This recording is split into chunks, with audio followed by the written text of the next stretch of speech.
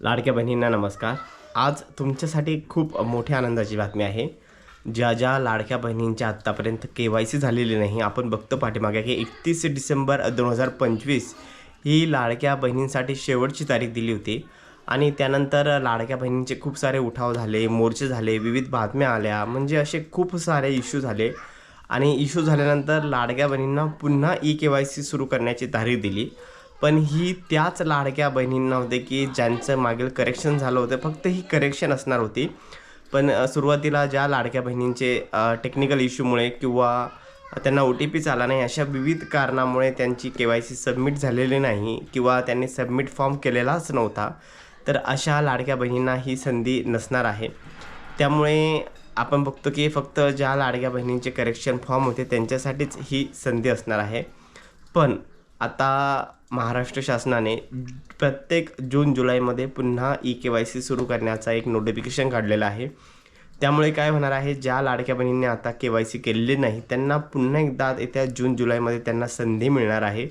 तर ही आपल्यासाठी एक खूप मोठी आनंदाची बातमी आहे आणि खूप साऱ्या सध्या आता लाडक्या बहिणी अजूनही ॲप्लिकेशन करत आहे की जो तुम्ही करेक्शन फॉर्म दिलेला आहे, म्हणजे ज्या लाडक्या बहिणींच्या मागे होय नाही किंवा नाही हो मध्ये खूप सारं मोठं करेक्शन झालं होतं, त्या लाडक्या बहिणींना यावेळेस संधी मिळाली होती आणि त्याच लाडक्या बहिणींना आता फक्त KYC करण्यासाठी करेक्शन फॉर्म मिळत आहे.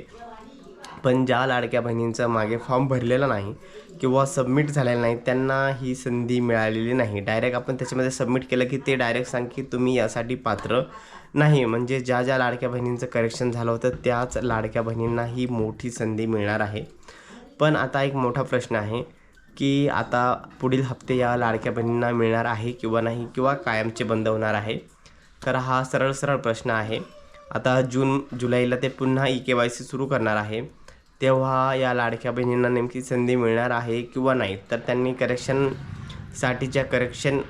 झालेलं आहे त्या महिलांसाठी संधी दिलेली आहे. पण आता ज्या महिलांची KYC झालेली नाही आणि त्यांचे मागील 3-4 महिन्यापासून हप्ता बंद झालेला आहे, तर त्या लाडक्या बहिणींना आता पुढे संधी मिळणार आहे का? तर याचं उत्तर हो किंवा नाही, संभ्रम आहे सध्या.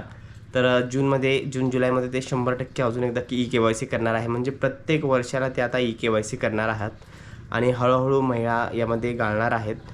तर तुम्हाला संधी मिळेल किंवा नाही, पण शक्यतो होच मिळणार आहे, कारण की जूनमध्ये ते पुन्हा KYC करणार आहे आणि संधी मिळणार आहे.